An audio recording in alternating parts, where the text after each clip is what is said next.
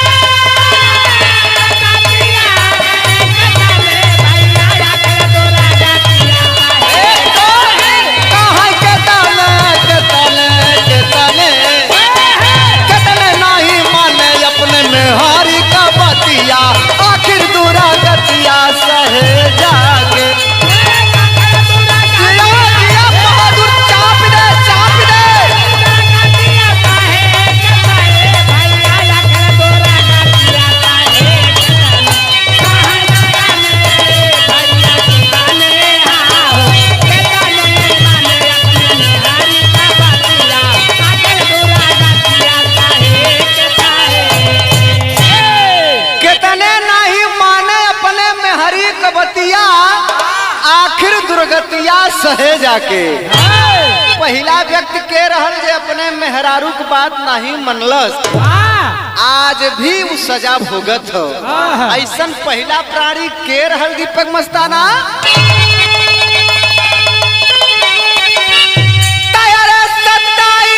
गोराली चंद्रमा का जलवा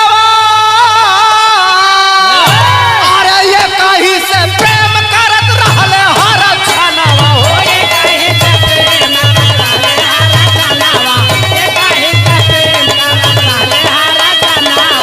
कहीं से प्रेम करत रहले हर छनवा, 2600 के दुखवा से तड़प परनवा, जाई के शिकायत कैली दक्ष के। 27 रहलीन चंद्रमा के जननवा, एक ही से प्रेम करत रहले हर छनवा, और 2600 के दुखवा से तड़पे परनवा, और जाई के शिकायत कैलीन दक्ष के समनवा। अरे बाबू ए भैया, ब्रह्मा सरस्वती के मानस पुत्र राजा दक्ष प्रजापति, जिनकर दुई पत्नी, पहले पत्नी का नाम बतावल गई प्रसूति और दूसरी पत्नी का नाम बतावल गई बीरड़ी। पहली पत्नी प्रसूति से 27 लड़की, जौन बाद में 27 नक्षत्र बनली। उस 27 लड़की का नाम का रहल राजू। पहले का नाम अश्वनी, दूसरे का भरणी, तीसरे का कृतिका, चौथे का रोहिणी, पांचवा का मृगशिरा, छठवां का आर्द्रा, सातवां का पुनर्वसु, आठवां का पुष्य, नौवां का श्लेषा गई, 10वां का माघ, 11वां का पूर्वा फाल्गुनी, 12वां का उत्तरा फाल्गुनी, 13वां का हस्त, 14वां का चित्रा, 15वां का स्वाति, 16वां का विशाखा, 17वां का अनुराधा या राधा, 18वां का ज्येष्ठ, 19वां का मूला, 20वां का पूर्वा साड़ा, 21वां का उत्तरा साड़ा, 22वां का श्रवण या अभिजीता, 23वां का घनिष्ठा, 24वां का सदभिषा, 25वां का पूर्व भाद्रपद, 26वां का उत्तर भाद्रपद और 27वां का रेवती। 27वां लड़की का नाम रेवती रहे। अरे बाबू ए भैया, 27 लड़की का बियाह राजा दक्ष कहाँ कैलन? यही चंद्रमा से। दुल्हा एक चंद्रमा और दुल्हन 27 थे भैया। लेकिन चंद्रमा खाली रोहिणी से प्रेम करें। 2600 दुल्हन के बड़ा तकलीफ हो। एक दिन कहते हैं चंद्रमा से कि ए सैया, ए राजा, तोहरे 27 दुल्हन 2700 से बराबर प्रेम करा। लेकिन चंद्रमा जी डांट करके फटकार के कहते हैं कि चल भाग भाग दूर हटा से, भाग जा वहां से। देखे कैला हबे नाई को सबे से प्रेम करी, हम खाली रोहिणी से प्रेम करीला। तोहार न देखैला, कान न देखैला, नुकुरा, कोनो को नुकुरा टेढ़, कोनो को आँख टेढ़, कोनो को मुंह टेढ़, कोनो को हाथ टेढ़, कोनो को गोंड टेढ़, कोनो करिया काबर दऊ बराबर। तो से हम प्रेम करब, चल भाग यहाँ से। 26 दुल्हन कहलिन कि ए राजा ए सैया हमनन के बात मान लो, हमनन के भी प्रेम करो, हमनन के हिस्सा का प्रेम दूसरे के मत दा, नहीं तो बड़ा पछताइबा तुम्हें भोगे के होई, पूरा जीवन तुम्हें भोगे के होई। चंद्रमा कह तो उनकी धमकी देते हुए जो जौन करे खो कहले जो यहाँ से 26 लड़की कहाँ गए राजू? राजा दक्ष प्रजापति जी के पास जाके 26 लड़की रोवे लगलिन कि बाबू हमनन के बियाह कैल चंद्रमा से, लेकिन चंद्रमा खाली रोहिणी बहन के प्रेम करत हवन, हमनन के ना प्रेम करत हो ना हमनन के समय देत हवन। राजा दक्ष प्रजापति गैलन चंद्रमा के 1 बार 2 बार 3 बार समझौलन, लेकिन चंद्रमा कहे तू कितना समझाइल, हम प्रेम खाली रोहिणी से कर। आखिरकार राजा दक्ष प्रजापति आवेश में आ जाते हैं, क्रोध में आ जाते हैं। करते क्या है मास्टर भाई?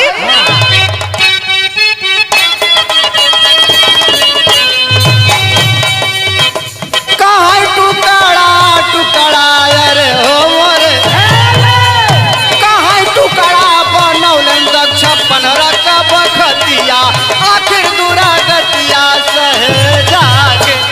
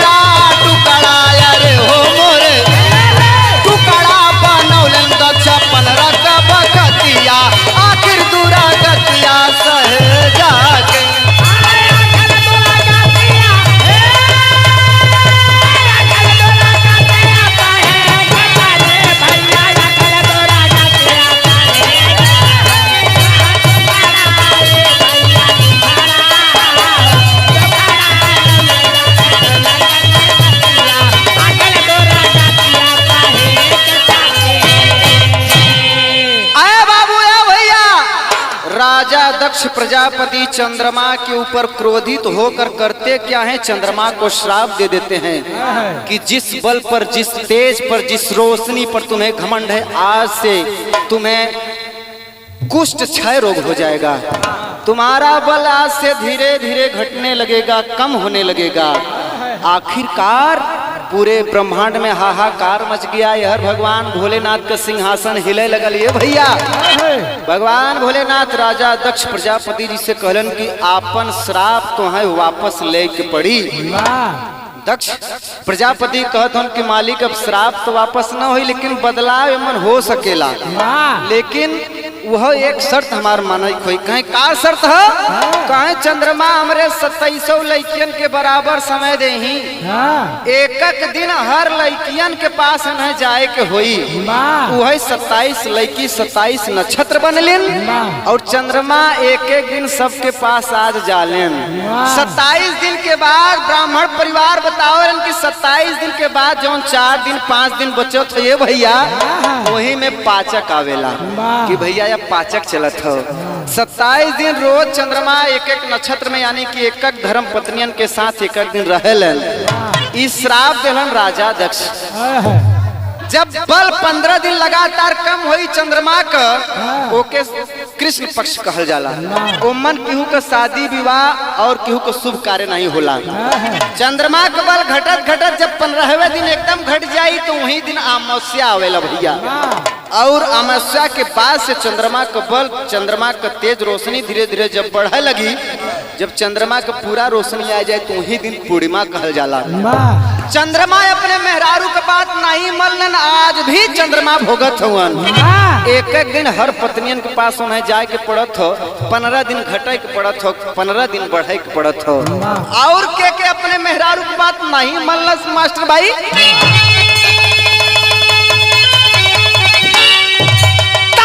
रावण अपन मनवा में कई के गुणनवा, जाई के हरण कैलस राम का जननवा हो। जाई के हरण कैलस राम का जननवा, जाई के हरण कैलस राम का जननवा, जाई के हरण कैलस राम का जननवा। हम ही हई अरे पीरा बलवनवा नारी समझावे लेकिन माना ना। रावण अपने मनवा में कई के गुणनवा जाय के हरण कैले से राम के जननवा और समझाई हम ही हई वीर बलवनवा नारी समझाए से लेकिन माना ना कहनवा। अरे बाबू ए भैया रावण के नहीं जाना था। रावण जा करके छल पूर्वक श्री राम जी की धर्मपत्नी मैया सीता का जब हरण करके लंका में लियोले से भैया मंदोदरी देखलिन तो रावण से कहलिन कि ये सैया ए मेघनाथ के बाबू जीवन भर पूरा जिंदगी बड़ा मनमानी कैला बड़ा मऊ जोड़ला कभो हम बोलली ना, लेकिन आज हमारे एक बात गठिया सीता के जहाँ से उठौले हुआ सम्मान पूर्वक इज्जत पूर्वक सीता के वहीं ले जाके लौटा दा, नहीं तो तोहरे खानदान में क्यों चराग जलावे वाला न बची। रावण डांट करके फटकार के कहता कि औरत का जात मंदोदरी रावण को तुम्हारे राय की जरूरत नहीं है। रावण को मारने वाला कोई माई का लाल इस वसुंधरा पे पैदा नहीं हुआ है। तुम जाओ अपना काम करो, मैं सीता का हरण करके लाया हूँ, सीता को रखूंगा चाहे अंजाम कुछ भी हो जाए। अरे बाबू ए भैया मंदोदरी कहा था कि सैया अगर बात ना मनबा तो सुना अंजाम का होई सुन ल कहना हम मास्टर भाई।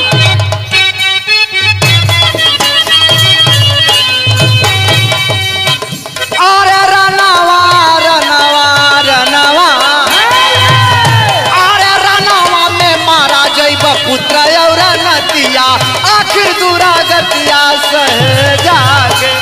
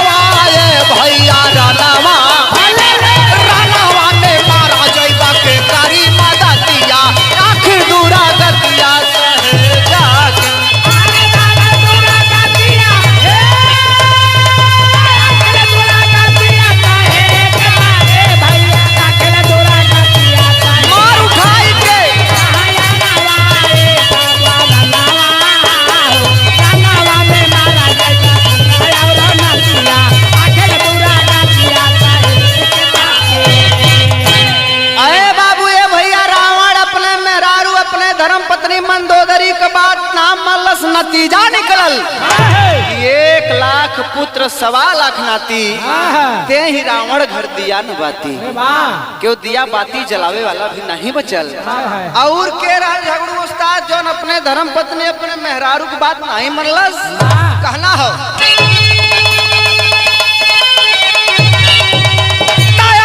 पहुंचा सुग्रीव जब बोली के समनवा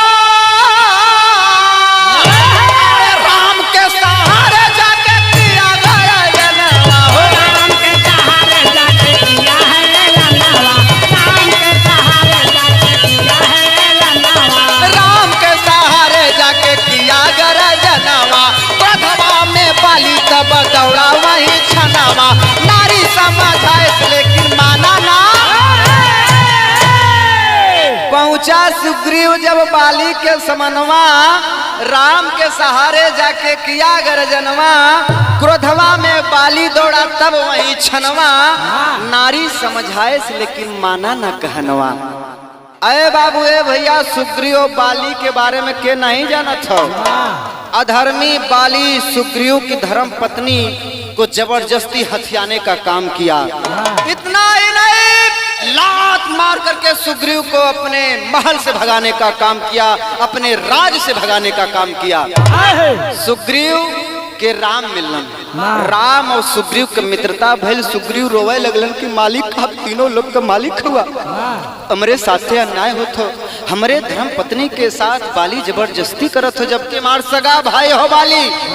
राम कहलन कि आपके साथ जो अन्याय हुआ है उसका मैं न्याय करूंगा। आप जाइए बाली को ललकारिए, उससे युद्ध करिए, मैं पेड़ के आड़ में छिप करके बाण चला करके बाली का खात्मा करने का काम करूंगा। सामने यह वजह नहीं कि बाली के वरदान रहल कि जे सामने से लड़ी ओकर सामने वाला के आधा शक्ति बाली के मिल जाई। ऐसे राम कहते उनके पेड़ के आड़ में छुप कर बाण चलाऊंगा। सुग्रीव जा करके बाली के ललकारस युद्ध होखे लगल। ये भैया राम सोचत हन कि सुग्रीव बाली के सूरत एक जैसन तनिको फेर बदल नहीं हो, एकदम हम सकल सुग्रीव बाली। सोचत हन कि अगर गलती से बाण कहीं सुग्रीव के लग जाइए भैया तो सुग्रीव जैसन मित्र हमें पूरे संसार में न मिली।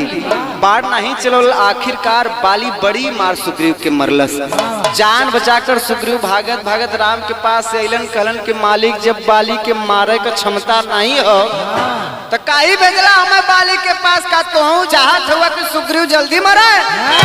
राम कहलन की नहीं मित्र हम पहचान ना पौली तो नहुन जनन का चेहरा ऐसन हो हम सकल हुआ, अगर गलती से बाण मित्र तोहे लग जात तो हम सुग्रीव के कहाँ पैती। कहें कि अब कोनो रास्ता ना कहें यह माला तोहरे गले में डालत है और अब हमें मालूम चल जाए कि तू ही सुग्रीव हुआ। जा करके फिर से बाली को युद्ध में ललकारने का काम करो और मैं बाण चलाने का काम करूंगा। सुग्रीव जा करके कुछ देर में बाली के घरे फिर ललकारे का काम करल। बाली कहलस अब यही तो के मार के भगौली है, गदा उठल कहीं आज के जान से मारे के छोड़ब। जैसे बाहर निकलत हुन आए है बारे बाली की धर्म पत्नी तारा पैर पकड़ करके रोने लगती है कि मालिक मौके की नजाकत को समझिए आप। सोचिए सुग्रीव अभी कुछ देर पहले तो आपसे मार खा के गया है, आखिरकार इतने कम समय में उसके पास इतनी ताकत कहां से आ गई? किसके बल पर वो आपको ललकारने का काम कर रहा है? मालिक बाहर मत जाइए, यह षड्यंत्र है, यह राजनीति है। बाली कह तो औरत के जात हट जा हमरे लगे से। सुग्रीवा हमके ललकारी होकर हम ललकारब सुनाब। तारा समझाओ तो कि है सैया अगर आज हमार बात न मलबत कर नतीजा भी सुन लो। बतावत हो तारा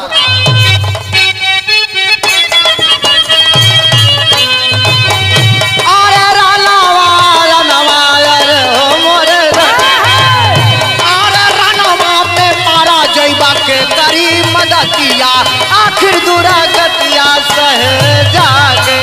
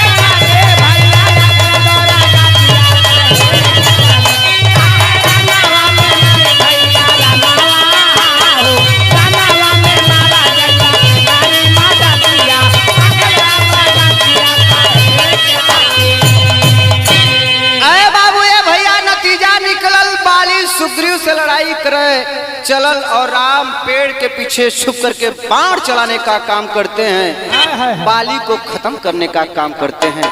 बाली अपने मेहरारू का बात नहीं मनलस से जान से गईल।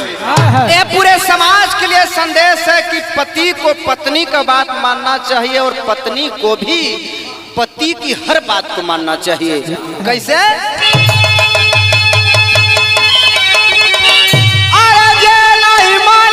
अपन पत्नी का कहना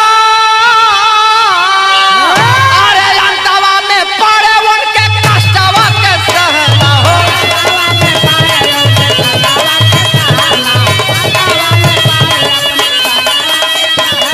अंतवा में पड़ी उनके कष्टवा के सहना सुख नींद सब हो जाई सपना। जे नहीं मानी अपने में हरि का जे नहीं माने अपने मेहरी का कहना अंतवा में पड़े उनके दुखवा के सहना सुख या नींद सब हो जाई सपना। और जे नहीं मानी अपने पत्नी का कहना हिंदुस्तान का सबसे पवित्र रिश्ता पति पत्नी का है। एक दूसरे की बात अगर मानेंगे तो कोर्ट में कभी भी तलाक की नौबत नहीं आएगी और जिंदगी खूबसूरत हो जाएगी। आखिरी में झगड़ू उस्ताद पैदरा बदल जाए।